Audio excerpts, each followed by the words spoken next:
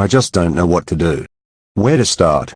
I've been staring at this screen for hours, studying all these approaches, and I'm still lost.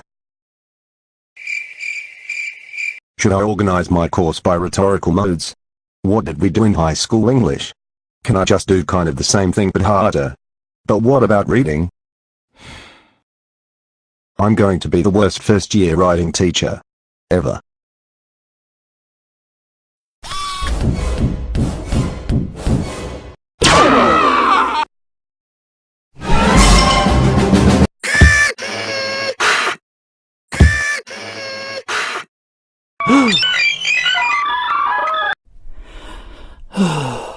Wow.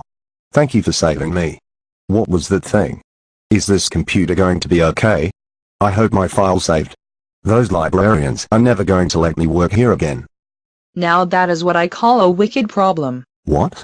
Is that what the robot thing is called? Or are you talking about what I'm working on? I mean, I know I have a problem here, but calling it wicked is a bit much. No. Well, yes.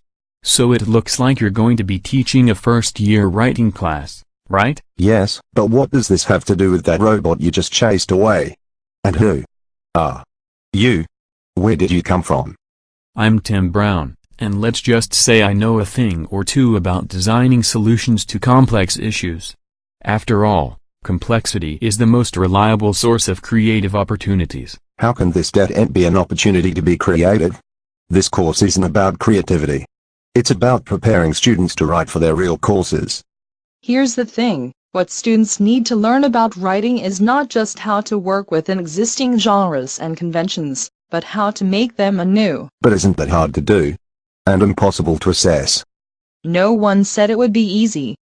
What Tim is talking about is design thinking, and it's an approach that I think can help students see writing differently. All writing is a creative act of making. Writers not only make texts, they create themselves and the world around them. Writing shouldn't just be a response to an assignment. It's not about a single answer to some isolated, disembodied prompt. It's about engaging students with real-world wicked problems that can be addressed through writing. And neither you nor the students have to go it alone. The best ideas come from an enlightened process of trial and error. It will succeed over the planning of a lone genius. Like design, writing should be a shared social process. Let students experiment, play with ideas, talk about new possibilities and solutions with each other. In applying design thinking to writing, then, we must find a way to turn students' fear of failure into excitement at the chance to experiment. It's a messy process that can go on forever, but that's where you come in. And when it gets really messy, that's when you need to breathe. Could this day get any more strange? So what can you add to the conversation? Yes, I do hope that breathing is one skill that the students can do without my help. I'm talking about the kind of deep breathing that encourages contemplation and connection to how your body feels in the moment. It's a type of contemplative writing pedagogy. Just like in yoga, the body and mind are both creative and agentive forces. That is true. So this is all starting to make more sense. Students will naturally be tense when attempting to work through wicked problems with writing and collaboration. The mind and body are connected. Just you talking about deep breathing helped me realize how tight my shoulders are and how little I was actually getting done here. There you go. Think of your bodies as writing bodies. The body is the anchor to the imagination, and through the process, you won't focus on getting just the one right answer. So what are you thinking now? I feel so much better now. But I still need to figure out what kinds of wicked writing tasks I should create as well as what kinds of texts my students should read. I think we know some people who can help us out with those questions.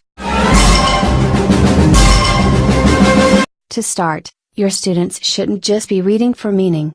You need to teach them how to evaluate, analyze and synthesize various texts. Teachers tend to believe that students can't and don't read.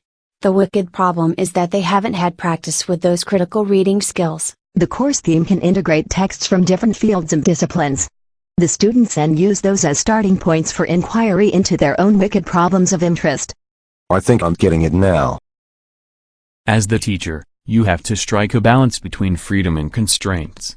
This applies to both reading and writing tasks. They are inextricable. Give students chances to apply key concepts to many wicked problems and situations. Next, like Wenger suggests, teaching mindfulness can help them think about their thinking. These practices can encourage transfer of learning. Learning critical writing skills can present another wicked problem for students, so remembering to listen to their body as they work their minds can encourage success. So then I need to accept these wicked problems as a way to get students to engage with writing in ways that let them to see its value for the future. Hey, that's my line.